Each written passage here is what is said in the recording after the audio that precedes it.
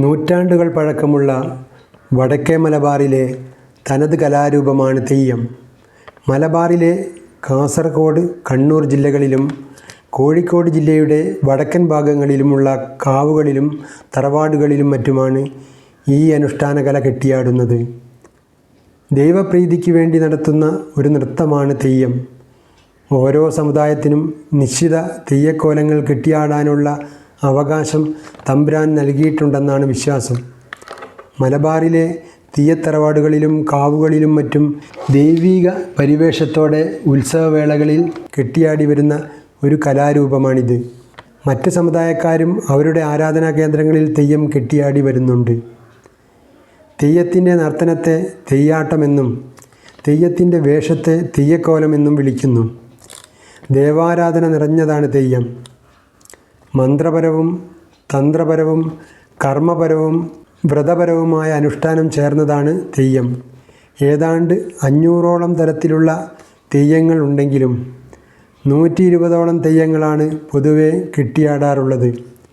സങ്കീർണവും മനോഹരവുമായ മുഖത്തെഴുത്തും കുരുത്തോലകളും പൂക്കളും മറ്റും ഉപയോഗിച്ചുള്ള രക്തവർണ്ണാങ്കിതമായ ആടയാഭരണങ്ങളും ചെണ്ട, ചേങ്ങില, ഇലത്താളം, തകിൽ തുടങ്ങിയ വാദ്യമേളങ്ങളും ലാസ്യതാണ്ഡവ നൃത്താദികളും സമ്മേളിക്കുന്നതാണ് തെയ്യം.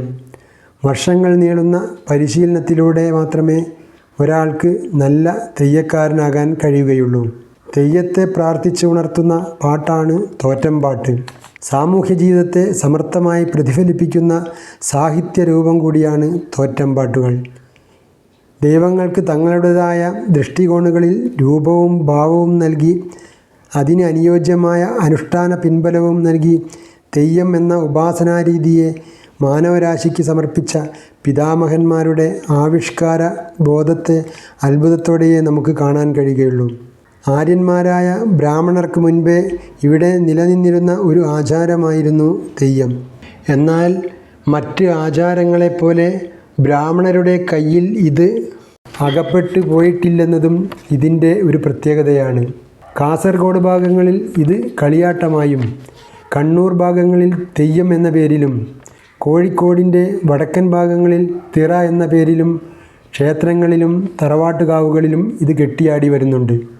കണ്ണൂർ, കാസർഗോഡ്, കോഴിക്കോട് തുടങ്ങിയ ജില്ലകളിലും മറ്റും തെയ്യം കെട്ടിയാടി വരുന്ന ധാരാളം കലാകാരന്മാരുണ്ട്. വണ്ണാൻ സമുദായക്കാരും മറ്റ് സമുദായക്കാരും കാവുകളിലും മറ്റും ദൈവിക ആരാധനയോടെയാണ് തെയ്യം കെട്ടിയാടുന്നത്. വളരെ കാലത്തെ പഠനത്തിനും പരിശ്രമത്തിനും ശേഷമാണ് ഒരാൾ നല്ലൊരു തെയ്യം കെട്ടുന്ന വ്യക്തിയായി മാറുന്നത്. വയനാട് കുലവൻ തെയ്യം, മുത്തപ്പൻ തെയ്യം, മുച്ചിലോട്ട് ഭഗവതി തെയ്യം, കതിവന്നൂർ തെയ്യം തുടങ്ങിയവ തെയ്യങ്ങളിൽപ്പെട്ട ചില പ്രധാനപ്പെട്ട തെയ്യങ്ങളാണ്.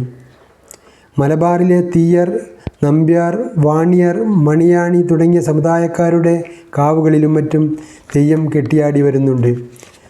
വയനാട്ട് കുലവൻ തെയ്യവും മുത്തപ്പൻ തെയ്യവും തീയ സമുദായക്കാർക്ക് പ്രധാനപ്പെട്ട തെയ്യങ്ങളാണ്.